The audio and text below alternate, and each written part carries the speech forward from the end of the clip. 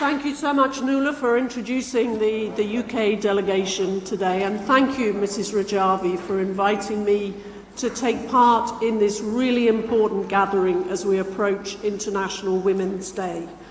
I'd like to start by putting on record my thanks to the British Iranian community for all the support they gave me during my 19 years in Parliament. I'm hugely grateful to all of my Iranian friends, including my good friends from the NCRI.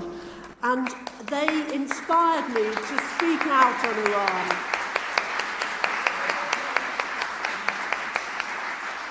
Those good friends inspired me to speak out against the mullahs in Tehran, and I share the anger felt by those I used to represent in Parliament about the crimes of the Iranian regime and the tyranny that it imposes. And as we celebrate International Women's Day, we must not forget that there are still countries where women are treated as second-class citizens.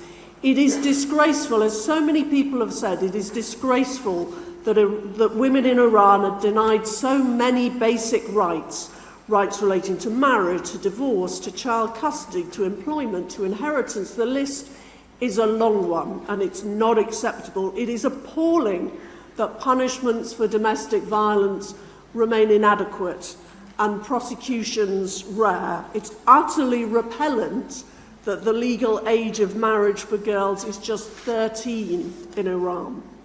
In the UK, we've realised in recent years that there's more that we need to do to ensure that women's rights are fully respected.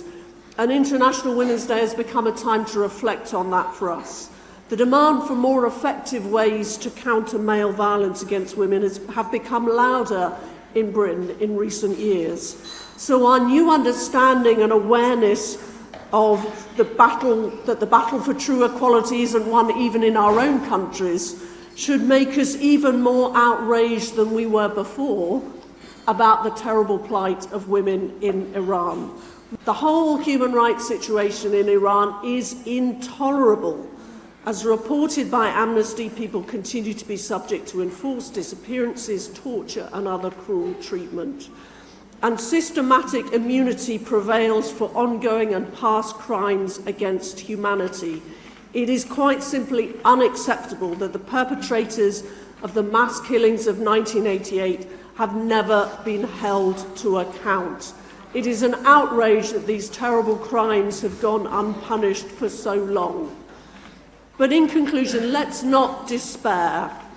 These evil men cannot prevail forever. One day we will celebrate International Women's Day in Iran. One day we will see that independent judiciary, the rule of law, the transition to free and fair elections. We will eventually see justice and equality for women. These crucial aspirations are set out in NCRI's 10-point plan for a democratic, secular, non-nuclear Iran. So let us give a big cheer for the brave dissidents and protesters who've kept the flame of hope alive in Iran, and for everyone working for a free and democratic future for the Iranian people. Thank you.